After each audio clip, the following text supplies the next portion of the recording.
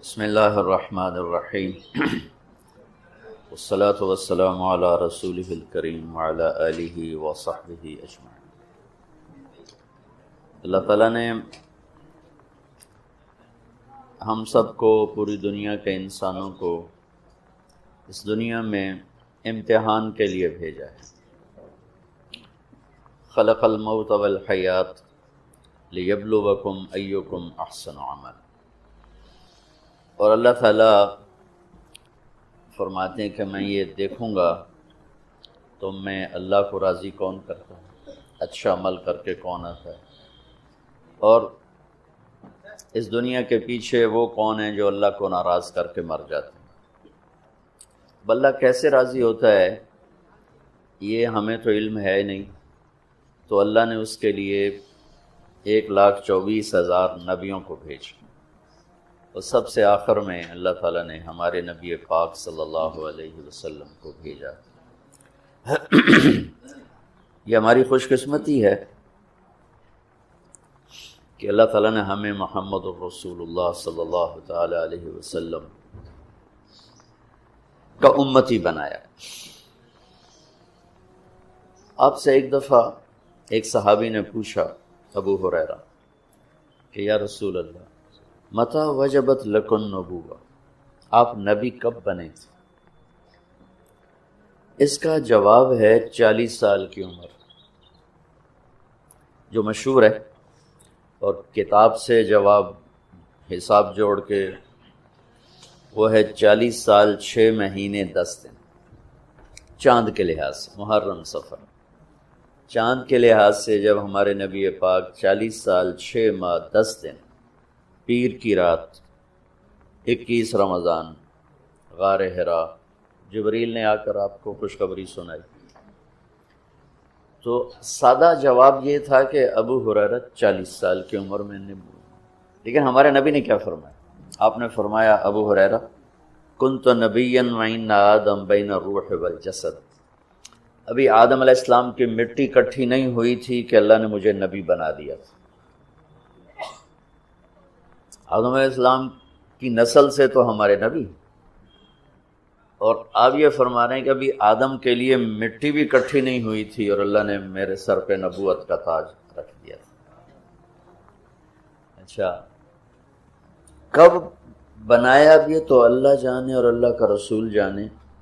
اس وقت تو ٹائم بھی نہیں تھا کہ ہم کہتے کہ اتنے سال اور اتنے مہینے، ٹائم سے پہلے اللہ نے اپنے محبوب کو وجود بخشا۔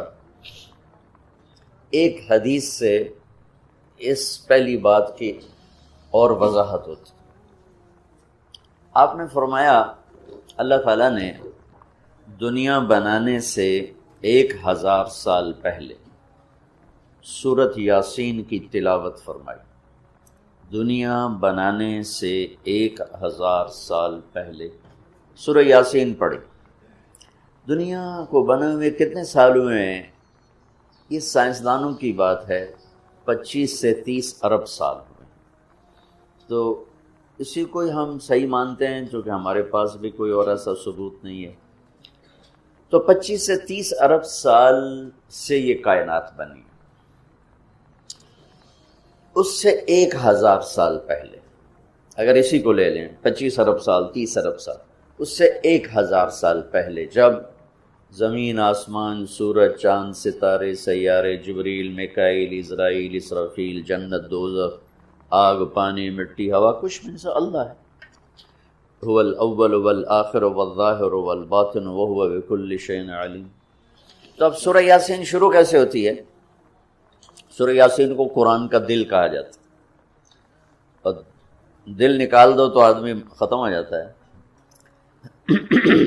سورہ یاسین کو قرآن کا دل کیوں کہا جاتا ہے؟ صرف پہلی 3 سطروں کی وجہ سے، پہلی 3 سطروں کی وجہ، کیونکہ یہ پہلی 3 سطروں کا جو مضمون ہے پورے قرآن میں اور کہیں بھی نہیں ہے، صرف یہی ہے۔ اگلی ساری سورہ یاسین اور باقی قرآن ایک جیسا ہی ہے، وہی احکام ہیں، وہی حلال حرام۔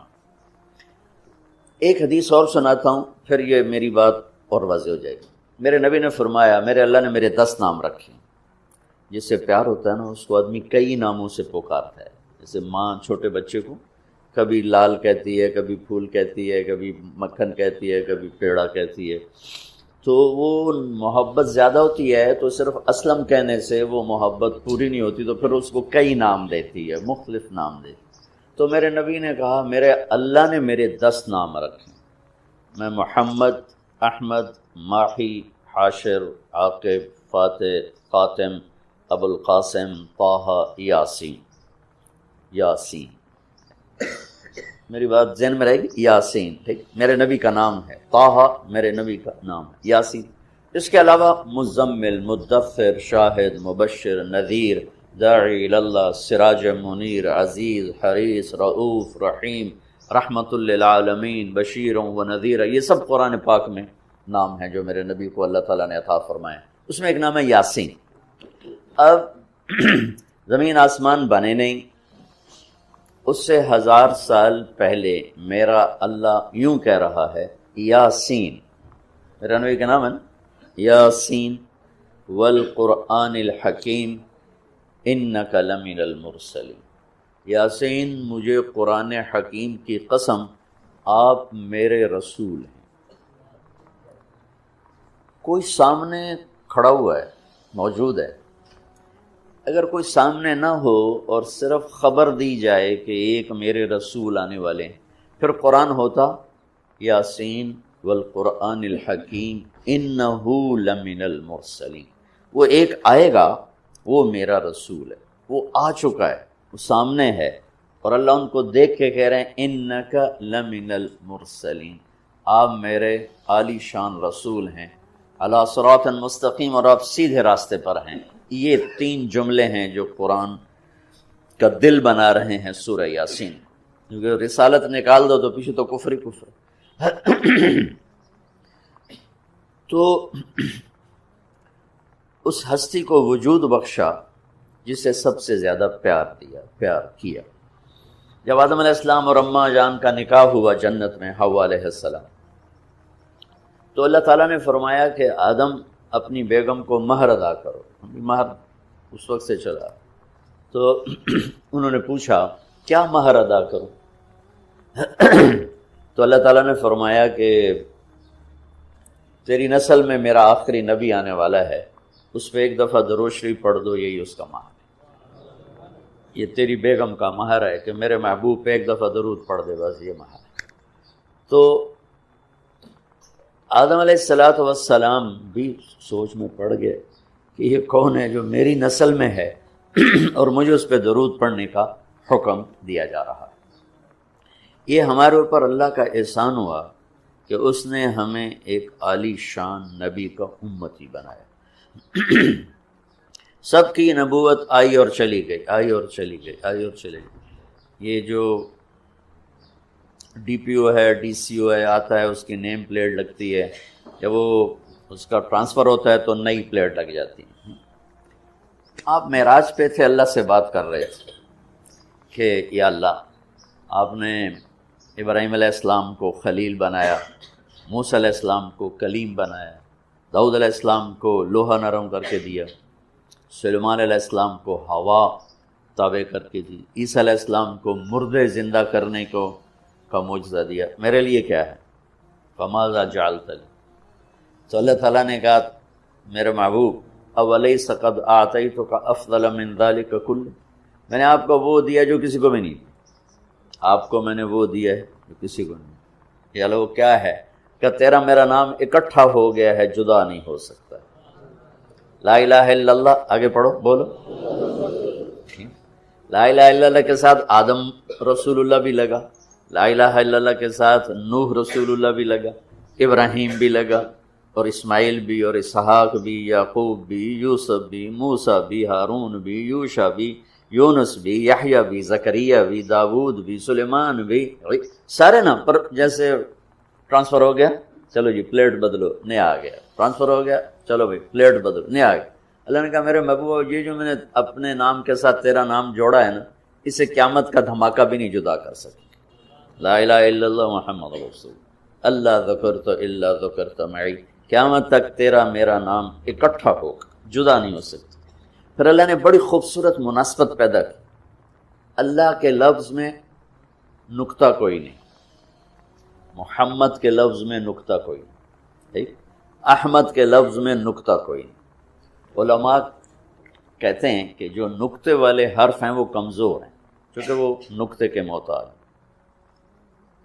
اور جو بغیر نقطے والے حرف ہیں وہ طاقتور ہیں کیونکہ ان کو نقطے کی ضرورت کوئی۔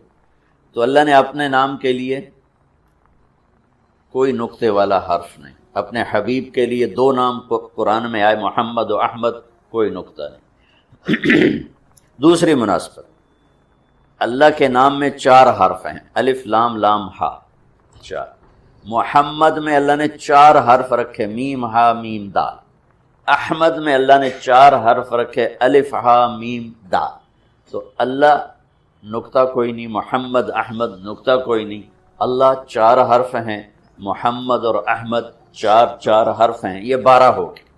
جب اللہ نے کلمہ جوڑا لا الہ الا اللہ محمد رسول اللہ، تو لا الہ الا اللہ میں بھی 12 حرف ہیں اور محمد الرسول اللہ میں بھی 12 حرف ہیں، طول کے ہمیں نہیں۔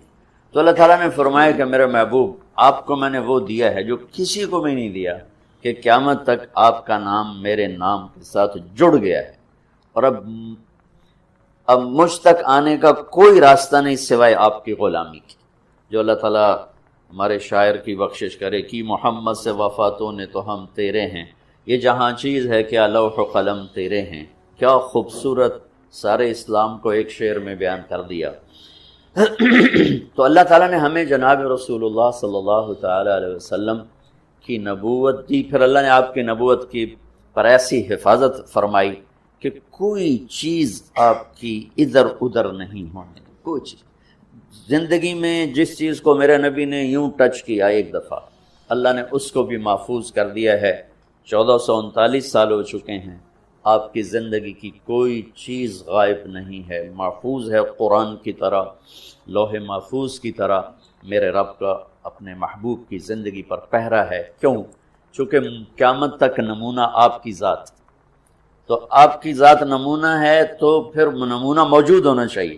عیسیٰ علیہ السلام کی زندگی موجود ہی کوئی، موسیٰ علیہ السلام کی زندگی موجود ہی کوئی نہیں، لیکن میرے نبی کی زندگی پیدائش سے لے کر اور دنیا سے جانے تک کی ہر چیز موجود ہے۔ اس کی ایک میں مثال دیتا ہوں کہ ہمارے ہاں یہ تو پیڑھی والے لوگ ہیں نا کہ ان کا سلسلہ نسب اللہ کے نبی سے ملتا، ہم تو راجپوت سے مسلمانوں میں پتہ نہیں کیڑی پیڑھی مسلمانوں، پیچھے ہندو تھے، سکھ تھے، وہ بھی کوئی پتہ کوئی نہیں۔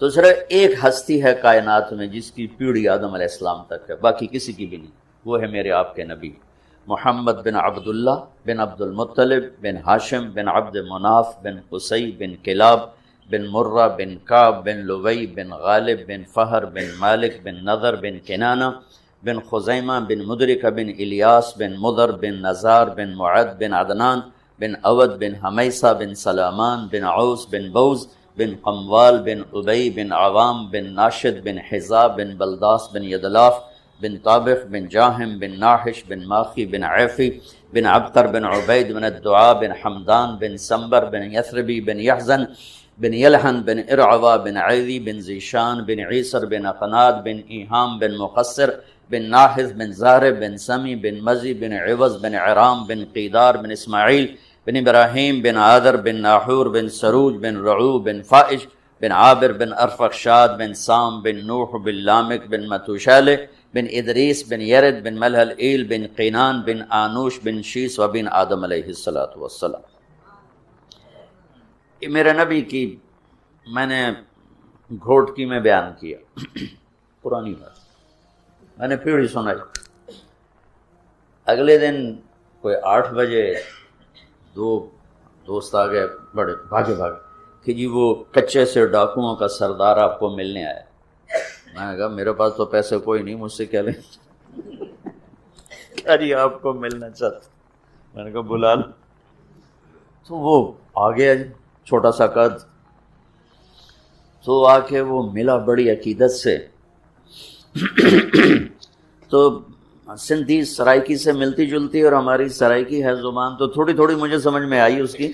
وہ اردو جانتا نہیں تھا، اپنی سندھی میں بول رہا تھا اور کافی سارا میں سمجھ رہا تھا سرائکی کی وجہ سے۔ تو وہ کہنے لگا سائیں تساں جو نبی دا پیڑھی سنایو، رات تساں جو نبی دا پیڑھی سنایو، اور ساتھ ہی اس نے زارو قطار رونا شروع کر دیا۔ مجھے رونا آیا کہ ایک ڈاکو کے دل میں بھی نبی کی کیا عشق کروں گا. انہوں نے رونا شروع کر تو سنجو نبی دا پیڑھی سنا. اور مجھے بعد میں پتا چلا کہ پھر اس نے توبہ کر، پر ایسی توبہ کی کہ پیچھے پلٹ کے نہیں دیکھا. پھر اس کے ساتھیوں نے اس کو قتل کر دیا. اس نے موت قبول کی، پھر اس نے دوبارہ راستہ صرف نبی کی پیڑھی سن کے انہوں نے کہا صحیح میری توبہ. تو میرے بھائیو، اللہ نے ہمیں ایک عظیم الشان ہستی سے نوازا ہے. ایک واقعہ سناتا ہوں. آپ کی مجلس لگی ہوئی تھی، ایک بدو یعنی دیہات اونٹ پہ جا رہا تھا. گوہ کو کیا کہتے ہیں سندھی میں؟ گوہی کہتے ہیں. ہاں گوہی. عرب جاہلیت میں گو کھاتے تھے، تو اس نے ایک ماری ہوئی تھی اور اس کو لے جا رہا تھا. وہ کہنے لگا یہ کون ہے؟ تو لوگوں نے کہا یہ وہ ہیں جو کہتے ہیں میں نبی ہوں. تو اس نے اپنے اونٹ کو موڑا، گوہ کو رسی سے کھولا، مری ہوئی تھی، اور آپ کے سامنے ایسے پھینک دی. کہنے لگا یہ تجھے کہہ دے نا تو اللہ کا نبی ہے تو تجھے مان جاؤں. اور بڑا ایسے نا اکڑ کے کھڑا ہو گیا کہ مر جائے تو انسان نہیں بولتا تو جانور کہاں سے بولے گا؟ جانور تو زندہ نہیں بولتا ہے تو مردہ کہاں سے بولے؟ تو ایسے کھڑا.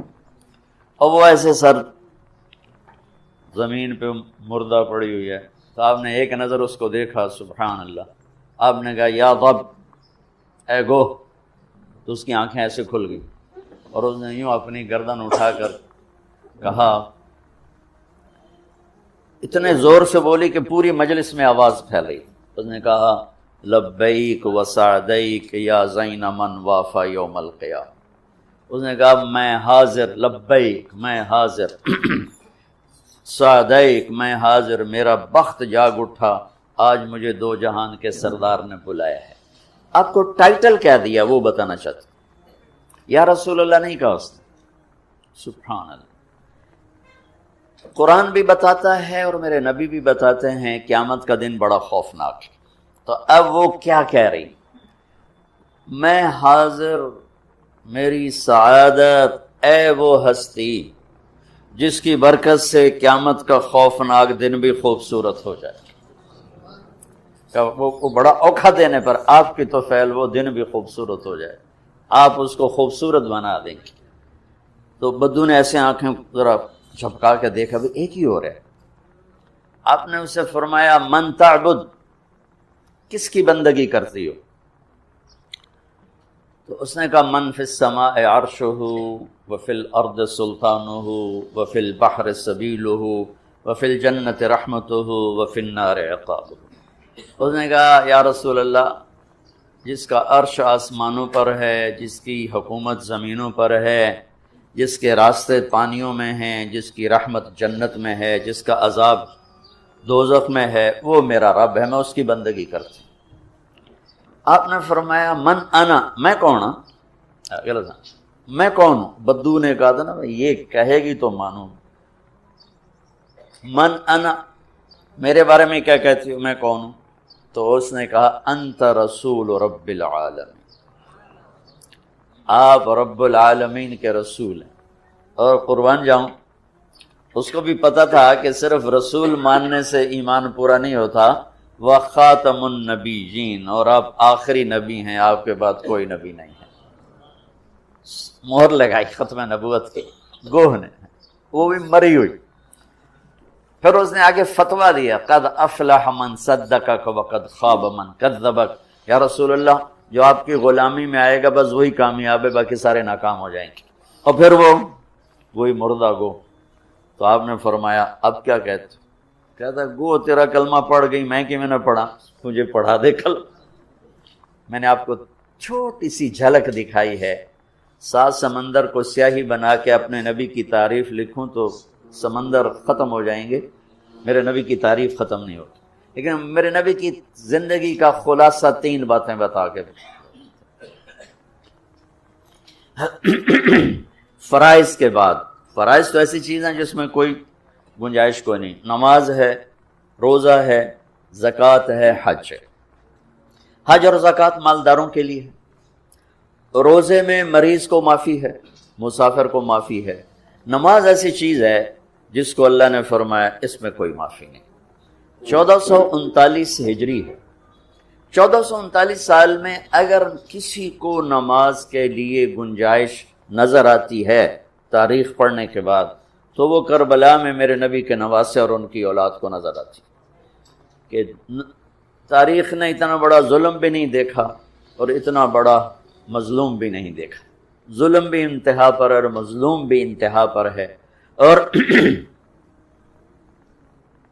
نماز کا وقت داخل ہو گیا، سورج ڈھلا، آپ کی نظر پڑی، آپ نے آپ کے ایک ساتھی ہیں زہیر، آپ نے ان کو سے اشارہ کیا، وائے کہ شمر سے کہو نماز پڑھنے تھے، نماز پڑھنے تھے۔ مجھے اللہ نے دنیا بہت پھرائی ہے اپنے فضل سے، 10-15% سے زیادہ لوگ نماز نہیں پڑھتے۔ فرمایا شمر سے کہو نماز پڑھنے تھے، تو انہوں نے تھوڑا آگے بڑھ کے شمر سے کہا تھوڑی دیر تلواریں روک لو، ہمیں نماز پڑھنے دو۔ اس کمبخت نے کہا کہ ہماری تلوار رکنے کے لیے نہیں ہے، چلنے کے لیے۔ تو انہوں نے آ کر امام عالی مقام کو عرض کیا کہ جی وہ کہتے ہیں کہ ہم نماز کے لیے جنگ بند نہیں کریں گے۔ تو کہتے چلو ٹھیک ہے، انہوں بات اگاں چلیے، اور اللہ کی قسم اٹھا کے کہتا ہوں اگر میرے نبی کا یہ قافلہ نماز چھوڑ بھی دیتا تو ان کے لیے کوئی مسئلہ نہیں تھا، کہ جنگ سے پہلے آنکھ لگ گئی، اتنا سکون ہے اندر میں کہ موت سامنے اور آنکھ لگ گئی، آنکھ کھلی تو ہنسنے لگی۔ تو زینب بہن نے پوچھا یہ ہنسنے کا کون سا موقع ہے؟ فرمانے لگے ابھی آنکھ لگی ہے تو اللہ کے نبی کو دیکھا ہے، کہہ رہے ہیں بیٹا میں لینے کے لیے آ گیا ہوں، استقبال کے لیے میں آ گیا ہوں۔ تو اگر یہ ایک نماز چھوڑ دیتے تو کیا مسئلہ تھا؟ اور ان کو جنت کی سرداری ملی ہوئی ہے، جنت نہیں ملی، جنت کی سرداری ملی ہے۔ میرے نبی نے فرمایا حسن حسین جنت کے نوجوانوں کے سردار ہیں، ابھی ماں کا دودھ پیتے تھے اور یہ مل گیا تھا۔ یہ نہیں کہ زہر میں شہید ہوں گے تو سرداری مل جائے گی اور کربلا میں سر کٹے گا تو سرداری مل جائے گی، ایک زہر سے تڑپ گئے، ایک سر کٹوا کے نیزے پہ چڑھ گئے، نہیں، ابھی ماں کا دودھ چل رہا ہے۔ اور آپ نے کہا ایک فرشتہ آیا ہے اور مجھے خبر دے کر گیا ہے کہ میرے یہ دونوں بیٹے جنت کے نوجوانوں کے سردار ہیں۔ حسن پیدا ہوئے، آپ نے علی سے پوچھا کیا نام رکھا ہے؟ کہنے کہ جی حرب کہتے ہیں لڑائی لڑنے والا۔ آپ نے کہا نہیں، اس کا نام ہے حسن۔ پھر حسین پیدا ہوئے، آپ نے پوچھا علی کیا نام رکھا ہے؟ ان کا جی حرب۔ علی تو میدان کے شاہ سوار تھے، اسی سے انہوں نے نام رکھا حرب۔ کہا نہیں، اس کا نام ہے حسین۔ پھر کیا فرمایا کہ جب سے آدم کی اولاد چلی ہے یہ دو نام اللہ نے کسی کو نہیں دیے، یہ پہلی دفعہ میرے بچوں کے لیے نام آ رہا ہے، اللہ نے سنبھال کے رکھے تھے میرے بچوں کے لیے۔ اور آپ ان کو کبھی کہتے ہیں میرے جنت کے پھول، میری جنت کی ٹہنیاں، میرے جگر کے ٹکڑے، میری آنکھوں کی ٹھنڈک، اتنے ان کو نام دیتے تھے، وقت نکال کر ان کے ساتھ کھیلتے تھے روزانہ۔ اتنے بڑے نبی ہو کر اتنی بڑی ذمہ داریاں، اور روزانہ ان کو ٹائم دے کر ان کے ساتھ بیٹھنا کھیلنا، ان کے لیے گھٹنے اور ہاتھ زمین پہ ٹکا دیتے، اور دونوں بچوں کو کمر پہ بٹھا کے کہتے ہو اپنی سواری پہ چڑھ جاؤ، پھر کمرے میں چکر لگاتے ایسے، اور پھر ان کو یوں کر کے کہتے تمہارا اونٹ کیسا ہے، تمہارا اونٹ کیسا ہے، کیف مطیتکما، اور پھر دونوں کو اتار دیتے اور زینب کو بٹھاتے اور پھر پورا کمرے میں چکر لگاتے اور ان کو کھلاتے کھلاتے کھلاتے۔ اتنی بڑی یہ ہستیاں ہیں، یہ تو یزید کے ہاتھ میں بیعت بھی کر لیتے تو ان کی جنت میں کوئی نقصان نہیں تھا جان بچانے کے لیے، لیکن یہ وہ گھر نہیں ہے جو جان بچانے کے لیے ایمان کے سودے کرے۔ امت کو پیغام دینا تھا کہ نماز نہیں چھوٹ سکتی، نماز نہیں چھوٹ سکتی، کتنی ہی مصروفیت ہو نماز نہیں چھوٹ سکتی۔ کہنے گئے جی وہ تو نہیں اجازت دے رہے، کہا اچھا ٹھیک ہے، آدھے ان کے ساتھ جنگ کرو، آدھے نماز پڑھو۔ 1439 سال کی وہ نماز ہے، نہ پہلے پڑھی گئی نہ بعد میں پڑھی جائے گی، نہ ایسی نماز زمین نے دیکھی، نہ آسمان نے دیکھی، نہ فرشتوں نے دیکھی، کہ سبحان اللہ، اپنے خون سے وضو کیا یا کربلا کی مٹی سے تیمم کیا، لیکن سجدے میں سر رکھ کے بتایا کہ یا اللہ تو راضی ہے تو ہم بھی راضی۔ نماز تو ایک ایسی چیز ہے جس میں گنجائش کوئی نہیں۔ سب بھائیوں سے کہتا ہوں، دکھ سے کہتا ہوں کہ ایسے نماز یوں گھٹتی آتی ہے۔ سرحد میں بہت زیادہ نمازی ہیں، پنجاب آ جاؤ اس سے کم ہو جاتے ہیں، سندھ میں آ جاؤ اس سے کم ہو جاتے ہیں، بلوچستان میں چلے جاؤ اس سے کم ہو جاتے ہیں۔ یہ میں سارا ملک پھر کیا، وہ زندگی گزر گئی میری پھرنے میں ہی گزر گئی۔ تو اللہ ہم سب کو یہ دولت دے دے کہ ہمارا سجدہ قضا نہ، نماز قضا نہ۔ اس کے بعد 3 چیزیں صرف آپ کو بتا رہا ہوں، صرف 3 چیز۔ میرے نبی وضو فرما رہے تھے تو صحابہ نیچے ہو کر آپ کا پانی یوں لے رہے تھے، اور کوئی پی رہا ہے، کوئی منہ پہ، کوئی ہاتھوں پہ، کوئی سینے پر۔ تو آپ نے فرمایا یہ کیوں کر رہے ہو؟ ما یحملکم علی ھذا، یہ تم لوگ کیوں کر رہے ہو؟ میرے وضو کا پانی گرنے نہیں دے رہے۔ کہنے کہ حبا للہ ولرسول، کہ یا رسول اللہ آپ کے اور آپ کے رب کی محبت میں کر رہے ہیں۔ تو آپ نے فرمایا ٹھیک ہے، لیکن میں تمہیں بتاؤں سچی محبت کرنے والا کون ہوتا ہے؟ میں تمہیں بتاؤں کہ سچی محبت کرنے والا کون ہوتا ہے، اس کی کیا نشانی ہے؟ اور وہ ہوتا ہے جس سے میں اور میرا رب بھی پیار کرتے ہیں۔ صرف وہ ہم سے پیار نہیں کرتا، بلکہ میں بھی اس سے پیار کرتا ہوں اور میرا رب بھی اس سے پیار کرتا ہے۔ میں کسی سے پیار کروں وہ مجھ سے نہ کرے، ہوتا رہتا ہے۔ کوئی مجھ سے پیار کرے میں اس سے نہ کروں، یہ ہوتا رہتا ہے۔ یہاں میرے نبی ایک ایسی چیز بتانے لگے ہیں کہ دیکھو میں تمہیں وہ چیز بتانے لگا ہوں، اگر کر لو گے تو میں اور میرا رب بھی تم سے پیار کریں گے اور تم بھی ہم سے پیار کرنے والے شمار کیے جاؤ گے۔ انہوں نے کہا جی کیا ہے؟ تو آپ نے کوئی 50 چیزیں نہیں بتائیں، صرف 3 چیزیں بتائیں۔ اپنی امت پہ شفقت، محبت۔ فَلْيَسْتَقِ الْحَدِيثَ إِذَا حَدَّثَ فَلْيُؤَدِّ الْأَمَانَةَ إِذَا تُؤْمِنَ فَلْيُحْسِنْ جِوَارَ مَنْ جَاوَرَ۔ سبحان، کہ اگر مجھ سے اور میرے رب سے محبت کا دعویٰ ہے تو سچ بولنا پڑے گا، جھوٹ نہیں بولنا۔ سچ بولنا پڑے گا، جھوٹ نہیں بولنا۔ یہ نہیں کہا 100 رکعت تہجد پڑھو گے تو پھر تمہارا عشق مکمل ہوگا۔ عبادت سے نہیں جوڑا، اخلاق سے جوڑا۔ عبادت سے نہیں جوڑا، اخلاق سے جوڑا۔ عبادت کو منیمائز کیا ہے کہ نظام کائنات چلانا ہے، بازار چلانا ہے، حکومت چلانی ہے، ادارے چلانے ہیں، تو اللہ تعالیٰ کو عبادت کے لیے فرشتے بے شمار پڑے ہوئے ہیں۔ اتنا کیا جس پر اس کی روح کو طاقت ملے، فرائض کی حد ہے۔ فَلْيَسْتَقِ الْحَدِيثَ إِذَا حَدَّثَ، کہ اگر میرے رب سے اور مجھ سے محبت کا دعویٰ ہے تو پہلی نشانی ہے سچ بولنا ہوگا، جھوٹ نہیں بولنا۔ جھوٹ بولنے والے کا دعویٰ خارج، جیسے ہماری عدالتوں میں دعویٰ خارج ہو جاتا ہے دلیل نہ ہو تو کا دعویٰ خارج، اگر جھوٹ بولتا ہے زندگی میں تو دعویٰ خارج۔ فَلْيُؤَدِّ الْأَمَانَةَ إِذَا تُؤْمِنَ، زندگی بھر کسی کو دھوکہ نہیں دینا ہوگا، فراڈ نہیں کرنا ہوگا، دیانت اور امانت کے ساتھ زندگی کو گزارنا ہوگا۔ ایک حدیث کے ساتھ جوڑ دوں، میرے نبی نے فرمایا مجھے اپنے امتی سے ہر گناہ کی توقع ہے، کہ بشر ہے، انسان ہے، ہو جاتا ہے، تو میں اپنے امتی سے ہر کمی کی توقع رکھتا ہوں سوائے دو کے، کہ اگر وہ میرا ہے اور مجھ سے کوئی تعلق ہے، ایک جھوٹ کبھی نہیں بولے گا، ایک دھوکہ کبھی نہیں دے گا، ایک جھوٹ کبھی نہیں بولے گا، ایک دھوکہ کبھی نہیں دے گا۔ تو میں دوبارہ اس حدیث پر آتا ہوں۔ ایک ساتھ اور یاد آ گئی، میرے نبی سے پوچھا گیا یا رسول اللہ مسلمان بزدل ہو سکتا ہے؟ ڈرپوک، آپ نے کہا ہاں ہو سکتا ہے۔ بخیل ہو سکتا ہے؟ کنجوسی کہتے ہیں سندھی میں، کنجوس ہو سکتا ہے؟ آپ نے کہا ہاں ہو سکتا ہے۔ یا رسول اللہ جھوٹ بول سکتا ہے؟ کہا نہیں، جھوٹ نہیں بول سکتا۔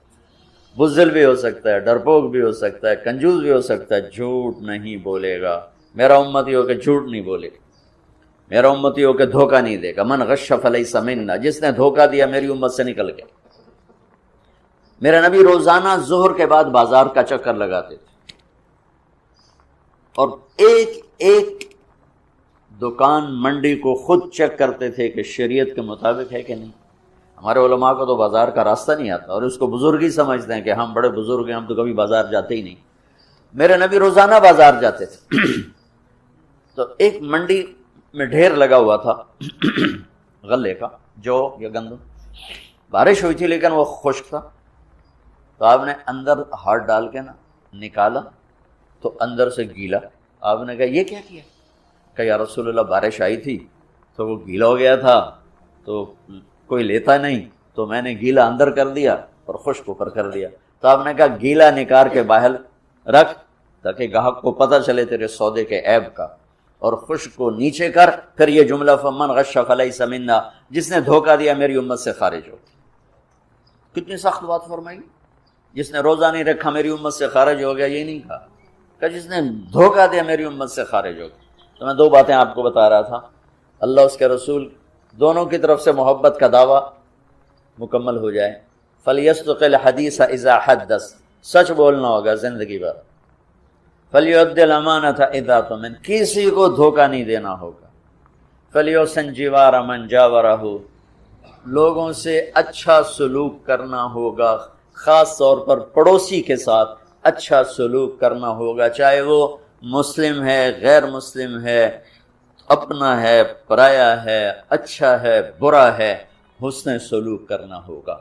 تو اس حسن سلوک اور سچائی اور دیانتداری، ان تین چیزوں کے ساتھ آپ سیاست کرو، آپ تبلیغ کرو، آپ تجارت کرو، آپ حکومت کرو، آپ مزدوری کرو، آپ اللہ اس کے رسول کے محبوب ہیں اور اللہ اس کا رسول بھی آپ سے پیار کریں۔ سچائی، دیانت اور سلوک یعنی انصاف، کسی پر زیادتی نہ ہو، کسی پر زیادتی نہ ہو۔ حضرت عبداللہ بن عمر کا پڑوسی یہودی تھا، عبداللہ بن عمر یہودی، ان کے گھر مہینے میں ایک دفعہ گوشت پکتا تھا، ایک دفعہ۔ جس دن گوشت پکتا تھا تو فرماتے ہمارے پڑوسی کو بھیجائے، تو اگر گھر والے کہتے جی ابھی نہیں، تو کہتے پہلے اس کو بھیجو بعد میں کھاؤں گا، اور وہ یہودی تھے۔ امام ابو حنیفہ رحمۃ اللہ علیہ کے پڑوس میں ایک نوجوان شرابی رہتا تھا، وہ رات کو شراب پی لیتا اور شور مچاتا اور کہتا میں بہت بڑا آدمی ہوں، لوگوں نے میری قدر نہیں کی، نشے میں یوں کہتا اضاعونی وای فتن اضاعوا لیوم کریہۃ وسداد الصخر۔